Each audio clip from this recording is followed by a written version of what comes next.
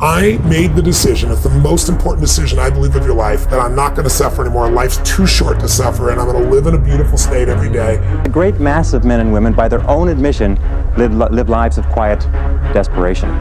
Well, I studied this over and over again. I traveled in over 80 countries on 7 continents, and I've come to a very simple conclusion, that successful people are those who do things differently from unsuccessful people. Today's episode is for anyone who's ever looked at their life and thought, this is not how it was supposed to go.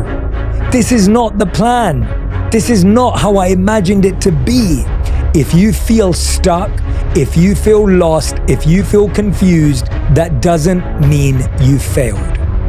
It just means you're in the part of the story you didn't plan for. Wait for the government to change the minimum wage. You say, well, that might take too long.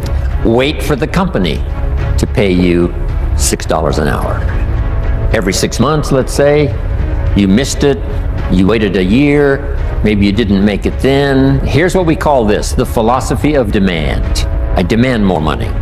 If people only understood, starting at the lower end of the economic scale, that you cannot get rich by demand.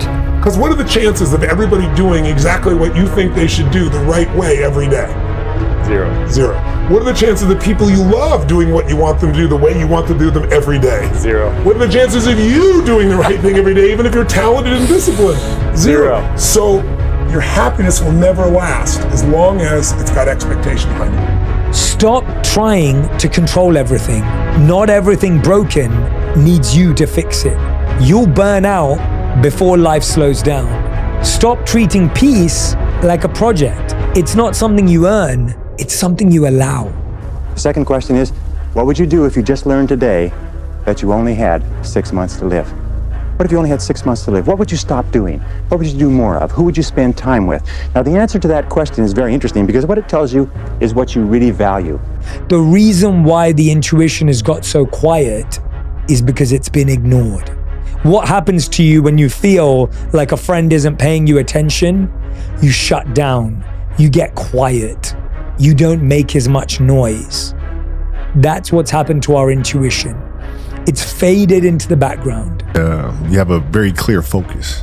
When you have children, it becomes about them. It's not about you guys anymore. I had to look at it from a long term because I wasn't going to give up on the game. Right. So I had to say, okay, this year I'm going to get better at that. Next year, this. It's called the philosophy of performance. I will perform so well, it would be embarrassing for the company not to pay me. The philosophy that helped me make my first fortune. Profits are better than wages.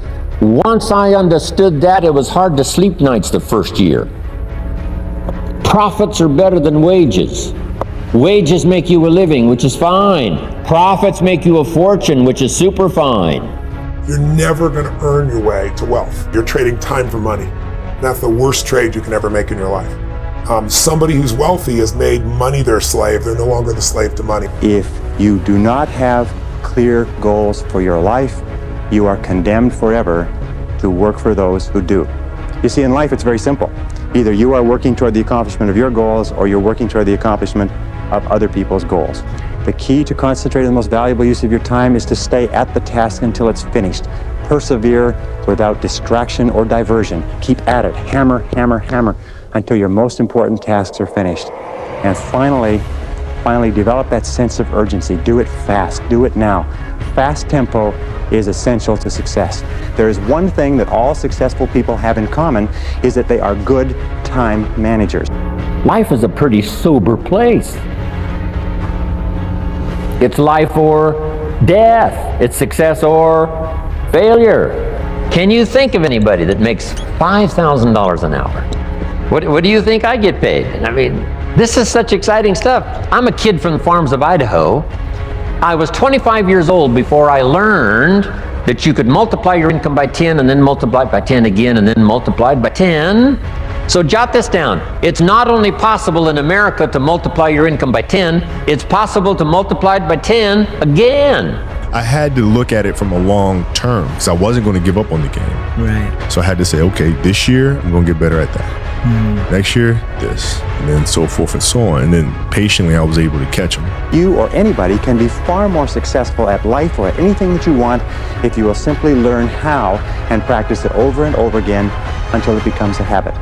By you being here right now, this is where we rewrite that narrative. It's where you make that shift, and it's where you feel the switch in your life.